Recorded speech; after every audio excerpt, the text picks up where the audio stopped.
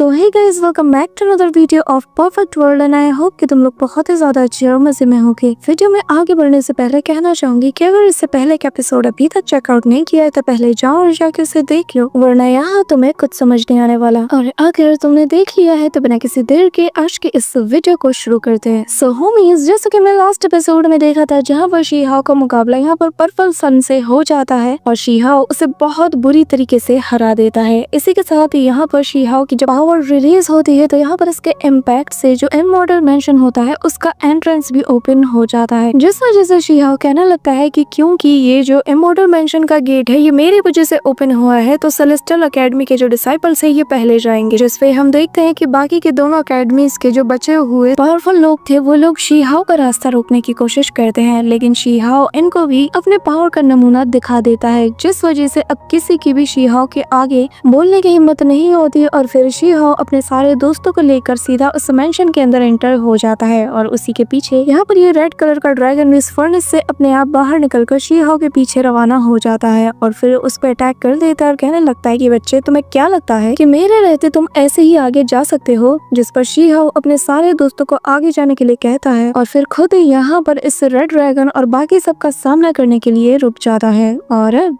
आगे सो होमीज, हमारे इस एपिसोड के स्टार्टिंग में ही हम शी-हाओ को देखते हैं जहाँ पे इसके सामने बाकी के लोग मौजूद थे और यहाँ पे शी-हाओ इन लोगों से कहने लगता है कि अच्छा तो तुम लोग इतने ज्यादा लालची हो गए हो कि अपनी सारी डिग्निटी, सारे ऑनर को तुमने खिड़की से लात मार के फेंक दिया और यहाँ पे मुंह उठा के चले आ गए। हाँ, और फिर भी खुद को कहते हो कि हम सो कॉल्ड इस रियलम का फ्यूचर है जो कि इसे बचाएंगे। हाँ, तुम लोगों को तो शर्म आनी चाहिए। जिसपे यहाँ पर वो वर्ल्ड पर्सन यानी कि जिसका ये ड्रैगन है वो शी-हाओ से कहने लगता है कि असल में मैंने इसे नहीं भेजा, लेकिन मैं तुमसे माफी चाहता हूँ क्योंकि ये अपने आप ही रिस्पॉन्स करके मेरे फर्नेस से आजाद हो गया। हाँ, इसके लिए इसे सजा तो मिलनी चाहिए। अब यहाँ पर हम उस रेड ड्रैगन को देखते हैं जहाँ पर उसका पोपट बन जाता है। वो कहने लगता है कि इस टकले की बात मत सुनो, मैं तो इसके साथ फंस चुका हूँ, इसमें किलिंग इंटेंट नाम की चीज भी नहीं, ये तो किसी को मारना तक नहीं चाहता, लेकिन मेरे पास अपनी कॉन्शियसनेस है तो इसलिए मैं अपने आप से एक्ट कर सकता हूँ और इस वक्त मेरे सामने मेरा डिलीशियस खाना मौजूद है। ये कहते साथ ही यहाँ पर इस ड्रैगन समेत बाकी के तीनों लोग भी शी-हाओ पे टूट पड़ते हैं, जो देखकर शी-हाओ कहता है कि क्या सही मौका है, अब तो मैं यहाँ पे अपनी कुन-पेंग स्काई स्ट्राइकिंग टेक्निक का यूज कर सकता हूँ जिसे कि मैंने हाल ही में बनाया है। अब यहाँ पे हम देखते हैं कि शी-हाओ की स्पीड इतनी फास्ट हो जाती है कि वो सभी को मुक्का मारते हुए यहाँ पर उस ड्रैगन को अपने हाथों से पकड़ते हुए 9 तो 11 हो जाता है और किसी का संभलने का मौका तक नहीं मिलता, लेकिन शी-हाओ तब तक यहाँ से जा चुका था। यहाँ पर ये रेड ड्रैगन जैसे ही शी-हाओ ने इसकी गर्दन से पकड़ रखा था वो दर्द के मारे चिल्लाता है, रोते हुए कहता है कि मास्टर प्लीज मुझे बचा लो, मैं वादा करता हूँ मैं दोबारा तुम्हारे खिलाफ कुछ नहीं कहूंगा। यहाँ पे शी-हाओ उसे अपने बैग ऑफ होल्डिंग में रख लेता है और कहता है कि मैं इस रेड ड्रैगन को मेरे बाकी के दोस्तों के साथ भून के खाऊंगा, बहुत मजा आएगा। अब यहाँ पे हम उस ब्लू हेयर वाली लड़की को देखते हैं जो कि कहती है कि अब मैं समझ गई कि आखिर शी-हाओ की ताकत इतनी ज्यादा टेरिफाइंग क्यों है। इसी के साथ हम देखते हैं कि सभी लोग वापस से इसका पीछा करना शुरू कर देते हैं। वहीं दूसरी तरफ शी-हाओ एंट्रेंस के पास पहुंच जाता है जहाँ पर इसे देखते साथ ही शी-हाओ कहता है कि ऐसा लग रहा है कि इस जगह का भी अपना एक रियलम है, पर तभी यहाँ पे पर्पल सन वापस से शी-हाओ से पिटने के लिए आ जाता है और हम देखते हैं कि वो यहाँ पर आते साथ ही शी-हाओ से कहता है कि तुम्हें क्या लगता है कि तुम यहाँ हमसे बच जाओगे।